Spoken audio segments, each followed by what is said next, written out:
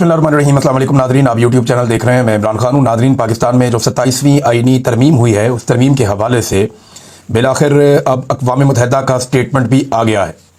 अक़वाम मुत्तहिदा ने इसके ऊपर बड़ा खुलकर स्टेटमेंट दिया। अक़वाम मुत्तहिदा के इंसानी हकूक़ का जो सेल है, उसने 27वीं आईनी तरमीम पर बड़े अहम सवालात उठा दिए हैं। इसको BBC ने भी रिपोर्ट किया है। जो इंपॉर्टेंट चीज़ें मैं आपके सामने रख देता हूँ। उन्होंने कहा जी, सदर और फील्ड मार्शल को जो तायात इस्तिस्ना मिला है, इससे एहतसाब पाकिस्तान में कमज़ोर हो जाएगा। और उन्होंने 27वीं आईनी तरमीम पर मज़ीद क्या कहा, ये देखिए आप। ये हाई कमिश्नर बराए इंसानी हकूक़ फॉल्कर तुर्क, उन्होंने जुमे के रोज़ एक बयान में कहा कि पाकिस्तान की जानिब से उजलत में की गई आईनी तरमीम अदलिया की आज़ादी को शदीद नुकसान पहुँचाती है और फ़ौजी एहतसाब और कानून की हुक्मरानी और इसके एहतराम के हवाले से संगीन खदशात पैदा करती है। यानी पाकिस्तान के अंदर अदलिया का भी बेड़ा गर्क कर दिया इस आईनी तरमीम ने। और वो कैसे किया, देखिए, अदलिया पूरी तरह से सियासतदानों के कंट्रोल में आ गई है और सियासतदान पूरी तरह से एस्टेब्लिशमेंट के या फौजी जर्नैलों के कंट्रोल में। लिहाजा अदलिया मुकम्मल तौर पे एक मातहत इदारा बन गया, जैसा कि इमरान खान साहब बार बार कहते हैं। अब अदलिया में जो जजेस आएंगे, उनकी ट्रांसफ़र पोस्टिंग, उनके मामला, उनका कंट्रोल पूरी तरह से सियासतदानों की उंगलियों पर नचवाने के काबिल हो गए ये जजेस, जो कुछ इस आईनी तरमीम में किया गया है। तो अदलिया तो कर देगी फारिग, वो आज़ाद रही नहीं।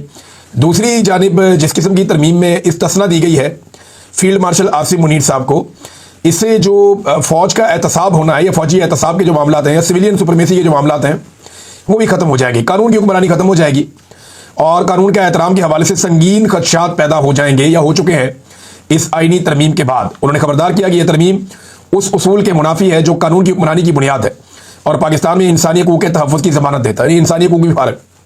तो 27वीं और 26वीं आईनी तरमीम इतना बड़ा प्रॉब्लम है, और ये जो कुछ इन्होंने अभी 27वीं आईनी तरमीम में कर दिया, इससे तो पाकिस्तान के आइन का इन्होंने हुलिया बिगाड़ कर रख दिया है।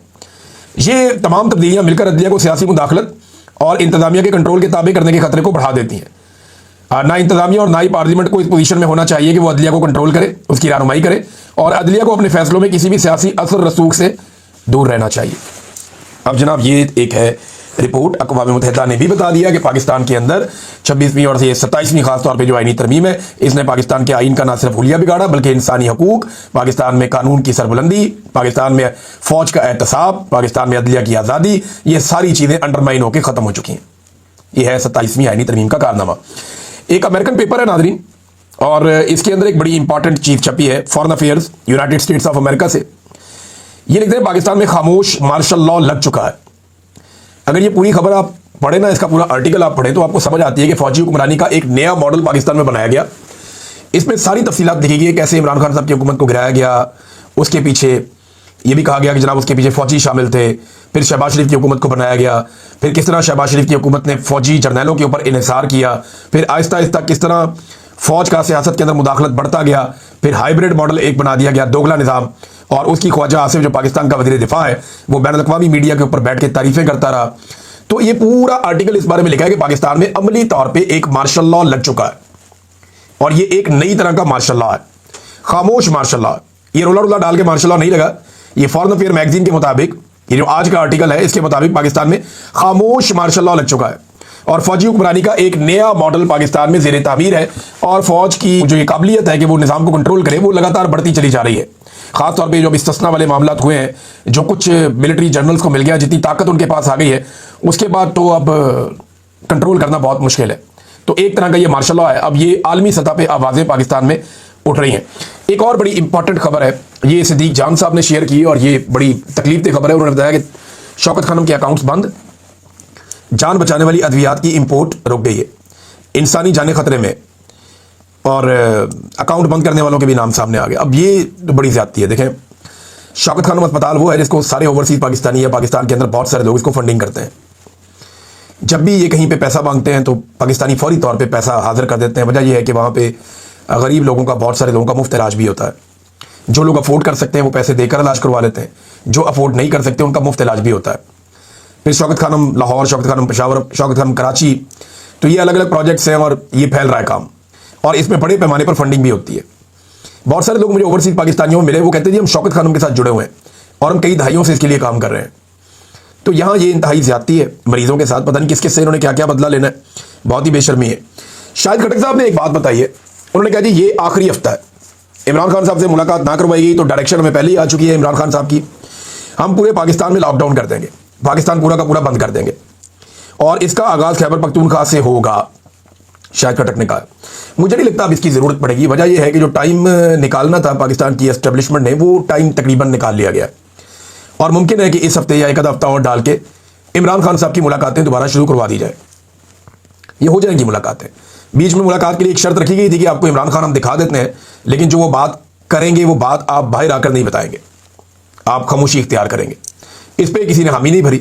ये मुबैना तौर पे जो खबर है, ये जाहिद गशकोरी साहब ने खबर दी थी, उनका ये दावा है कि इस किस्म का एक ऑफर किया गया था, लेकिन किसी ने इसके ऊपर हामी नहीं भरी, उन्हीं के बकौल। तो नाज़रीन, अब ये अगर आखिरी हफ्ता है और पीटीआई को लगता है कि इमरान खान से मुलाकात ना होने पर एक एहतजाज वो करेंगे, मेरे ख्याल में एहतजाज होने से पहले या वो नौबत आने से पहले मुलाकात करवा दी जाएगी और मोमेंटम बनने में अभी टाइम लगेगा।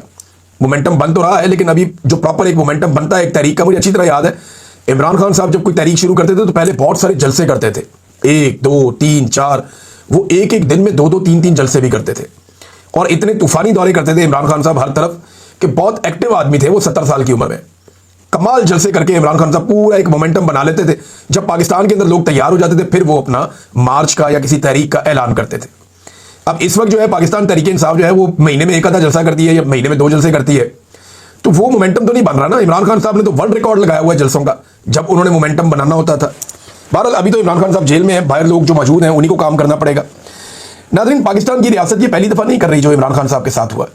ये इन्होंने 1971 में भी किया था और फिर उसका खुमियाजा भी भुगता था। उस वक्त भी इन्होंने कुछ लोगों को सीने से लगा लिया था और कुछ लोगों को धुतकार दिया था। आज भी एस्टेब्लिशमेंट ने मरियम नवाज और बिलावल को सीने से लगाया हुआ है, जबकि सोहेल अफरीदी जैसे मिडिल क्लास का आदमी है ना, ये एलीट क्लास की नुमाइंदगी करते हैं मरियम और बिलावल।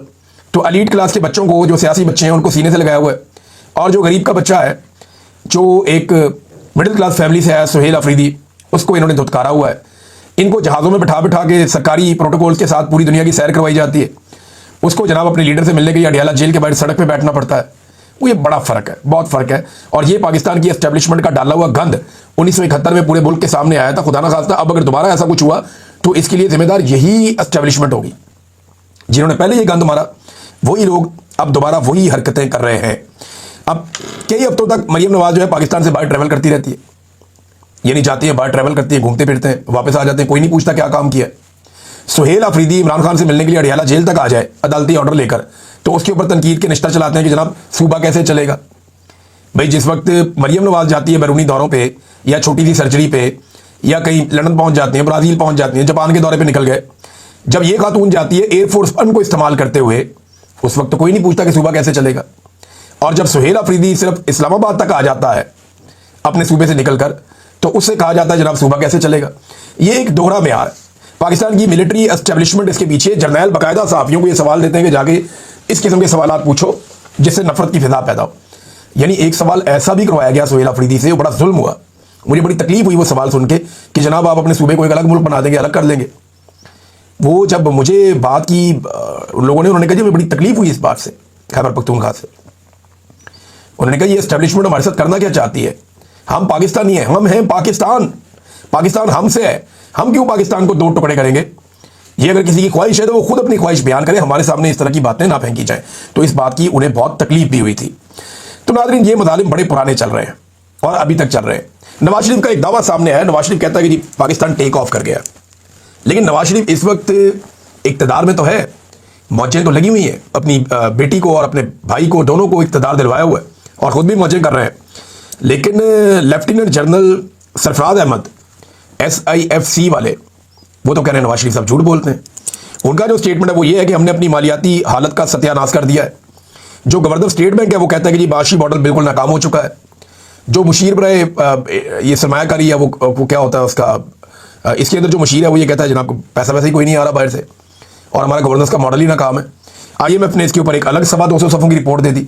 इन्होंने पूरी रिपोर्ट मुबैना तौर पर छापी भी नहीं, उसका जो हिस्सा छापा उसके अंदर IMF ने इनके सारे पोल खोल कर रख दिए। फिर बेरोजगारी जो है पाकिस्तान की तारीख में कभी ऐसे नहीं हुआ जो अब इन्होंने बेरोजगारी पाकिस्तान में बढ़ा दी है। महंगाई इन्होंने कहां से कहां पहुंचा दी, आप मुवाजना करके देख लें इमरान खान साहब के दौर से। कर्जे पाकिस्तान बनने से लेकर अब तक इतने कर्जे नहीं लिए जितने इन्होंने इस दौर के अंदर कर्जे ले लिए। तबाही फेर दी इन्होंने कर्जे ले लेकर। सरमायाकारी पाकिस्तान की 51 साल की कम तरीन सरमायाकारी हो रही है पाकिस्तान में और SIFC बना के मनपसंद अफराद को ठेके दिए जा रहे हैं। ये है जनाब टोटल कहानी। तो नवाज शरीफ का टेक ऑफ अगर ऐसे होता है ना, तो नवाज शरीफ से हाथ जोड़ के सारों को कहना चाहिए बड़ी मेहरबानी जनाब, टेक ऑफ ना करो, बल्कि तुम सारे बोरिया बिस्तरा बनो, टेक ऑफ करो तो जाओ पाकिस्तान से, जान छोड़ दे पाकिस्तानियों की, पाकिस्तानी खुद अपना मुल्क चला लेंगे। मिलिट्री एस्टेब्लिशमेंट को भी ये खेलने के लिए खिलौने मिले हुए हैं और इनके जरिए से वो अपना उल्लू सीधा करते रहते हैं।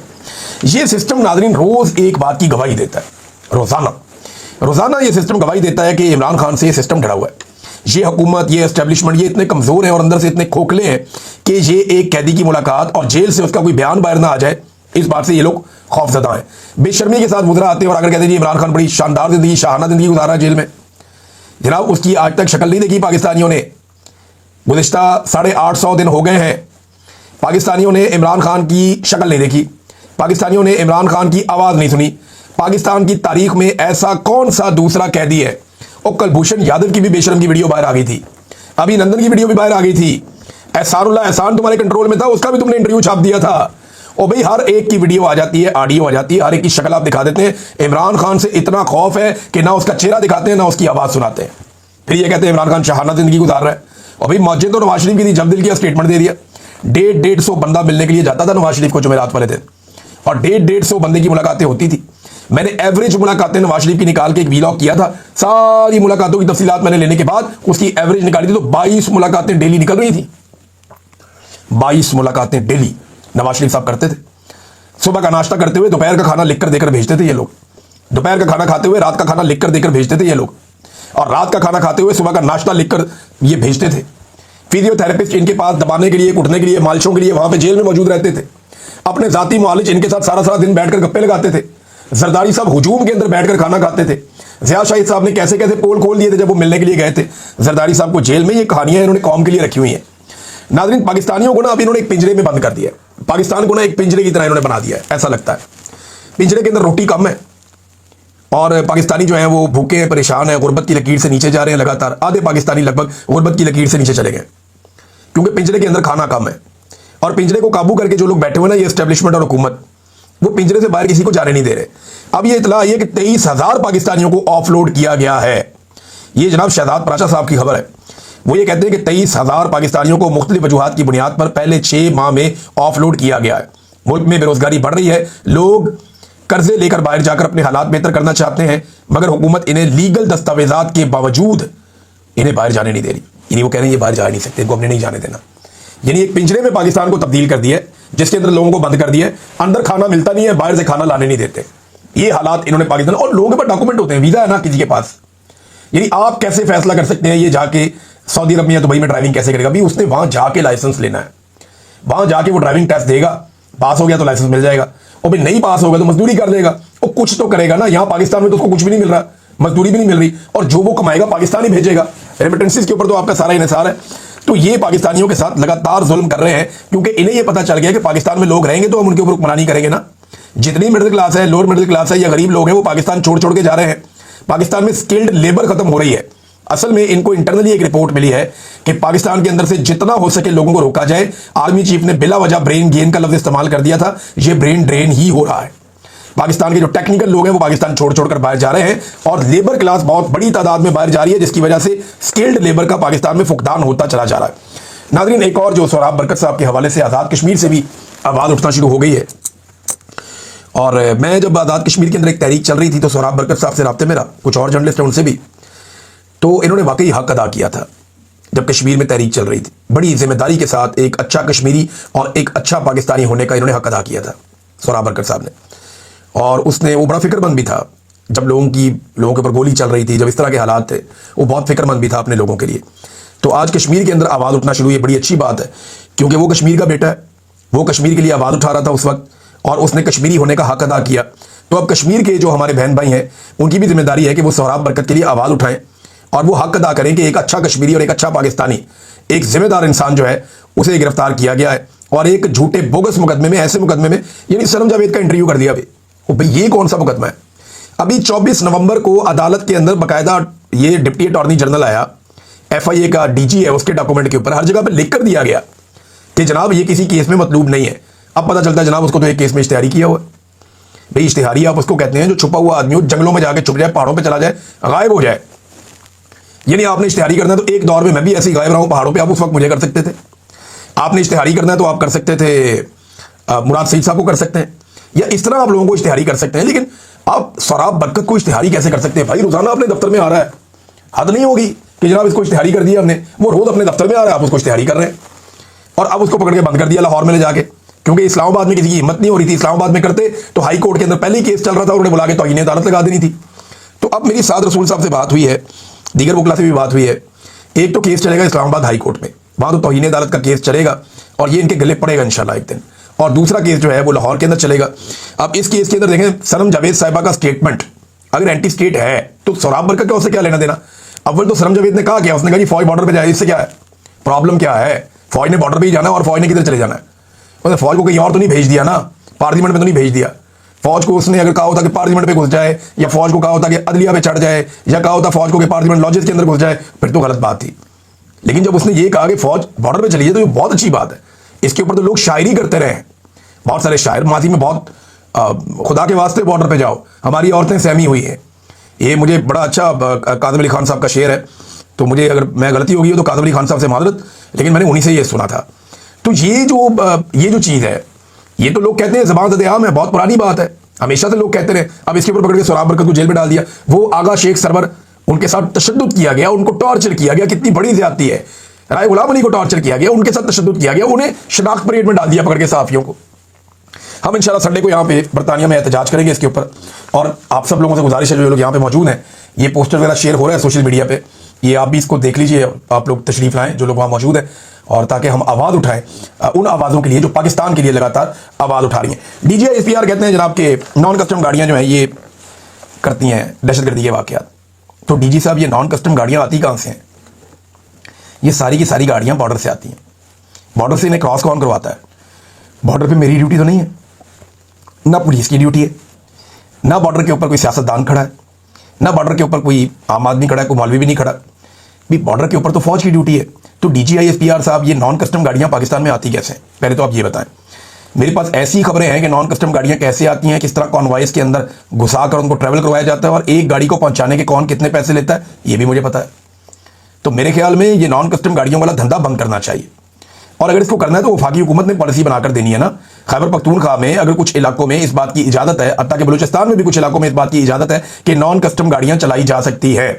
ये बलूचिस्तान में भी चलती है, खैबर पख्तूनख्वा में भी चलती है कुछ इलाकों में। अब जहां जहां ये चलती है, अगर इसको चेंज करना है पॉलिसी को, तो आपको करना पड़ेगा, गाड़ियां लीगलाइज करनी पड़ेंगी। और गाड़ियां लीगलाइज करने के लिए कौन कौन कितनी दिहाड़ी लगाएगा ये भी हम सब अच्छी तरह जानते हैं, उसकी खबर मैं आपको फिर सुनाऊंगा। नाज़रीन, मरियम नवाज ने अजीबोगरीब ख्वाहिश का इजहार कर दिया है और एक बच्चे को इस्तेमाल किया गया। इसमें पहले बच्चे का जनाब एक वीडियो वायरल किया गया और उसकी ज़बानी हुआ, फिर फैलाया गया, फिर अपनी ख्वाहिश लेकर मरियम नवाज साहबा मैदान में आ गई। अब इनको भी जनाब ताहयात वज़ीर आला का ओहदा चाहिए, ताहयात वज़ीर आला। ये पाकिस्तान में अजीब वाहियाती शुरू हो गई है, जो उठता है ताहयात, यानी सदर पाकिस्तान ताहयात इस्तिस्ना, आर्मी चीफ ताहयात ओहदा भी इस्तिस्ना भी, अब मरियम नवाजी ताहयात मुझे भी दे दे वज़ारत आला। ये इन्होंने तो मजाक बना लिया पाकिस्तान का। और मैंने ये बात कही थी जब ये नए नए हुकूमत में आए थे ना, जब इनकी जाली हुकूमत बनी थी, तो मैंने उस वक्त ये कहा था, मैंने ये बात प्रिजन वैन के अंदर से कही थी, कैदियों वाली गाड़ी में से, और मैंने बड़ी ऊंची आवाज में कहा था कि इनको जाली हुकूमत बना के दे दी एस्टेब्लिशमेंट ने, और ये सीरियस ही हो गए कि इनकी हुकूमत है। ये वाकई सीरियस हो गए। और भाई मजाक मजाक में तुम्हारी हुकूमत बनी हुई है, टके की औकात नहीं है। जिस दिन अवाम ने डंडा उठाया तुम लोगों को भागने की जगह नहीं मिलेगी। मैं ये जानता हूं कि अवाम के मैंडेट पे डाका मार के बैठे हैं नवाज शरीफ और उनका खानदान, और ये डाका मरवाया पाकिस्तान की मिलिट्री एस्टेब्लिशमेंट ने। तो कब तक चलेगा, कितना घसीट लेंगे? एक दिन जवाब तो देना पड़ेगा, और ये कौम इस दफा जवाब लेगी। अब तक इतना ही, अपना ख्याल रखिएगा, अपने चैनल का भी अल्लाह हाफ़िज़।